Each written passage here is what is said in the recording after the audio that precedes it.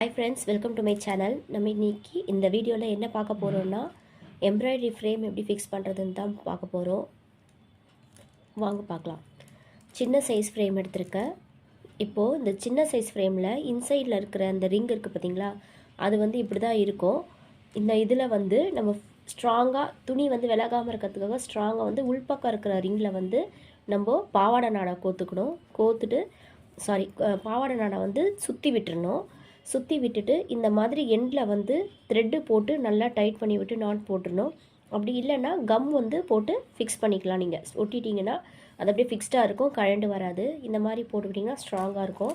இதுக்கப்புறமா வெளியில் இருக்கிற ரிங்கு, இந்த வீடியோ வந்து பிகினர்ஸ்க்கான வீடியோ மட்டும்தாங்க, தெரிஞ்சவங்க ஸ்கிப் பண்ணிக்கோங்க. இப்போ இந்த இது இருக்குது பார்த்தீங்களா, இந்த வந்து நெட்டை வந்து இப்படி லூஸ் பண்ணணும். லூஸ் பண்ணிடணும். இது அப்படியே கழண்டு வரும் உங்களுக்கு. இது வந்து எப்போவுமே போட்டே வச்சுருங்க, இல்லைனா மிஸ் ஆக சான்ஸ் இருக்குது. இப்படி இருக்குது பார்த்தீங்களா, இதை நீங்கள் உள்ளே விட்டுட்டு இந்த சைடில் இப்படி போட்டு விட்டுறணும். நான் மறுபடியும் சொல்கிறேன், இது பிகினர்ஸ்க்கான வீடியோ தாங்க.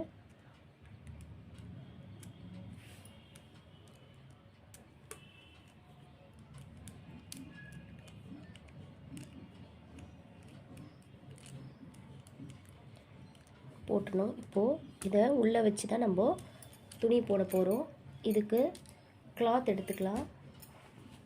ரேஷன் துணி தான் எடுத்துருக்கேன் நான்.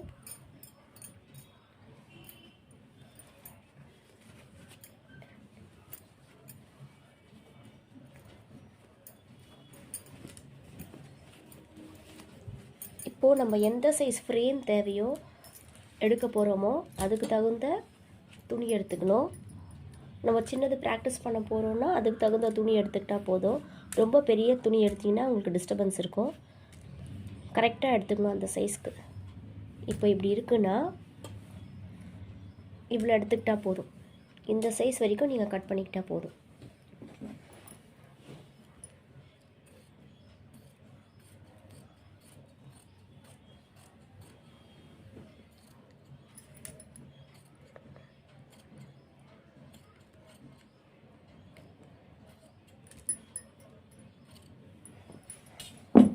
அவ்வளோதான்.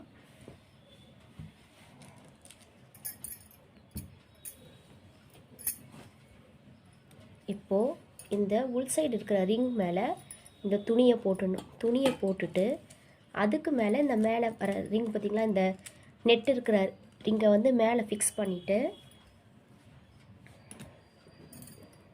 இப்படி வச்சிட்டிங்கன்னா உங்களுக்கு நல்லா ஸ்டிஃபாக இருக்கும், வராது. அதுக்காக தான் நம்ம இந்த உள்ளே வந்து பாவாடை நாடா இது பண்ணுறோம். இப்போது நீங்கள் இதை நல்லா டைட் பண்ணிடலாம்.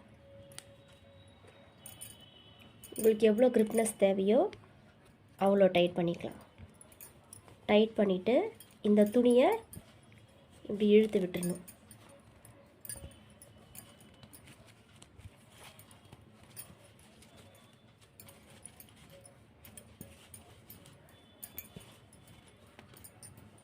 நல்லா இழுத்து விட்டுட்டிங்கன்னா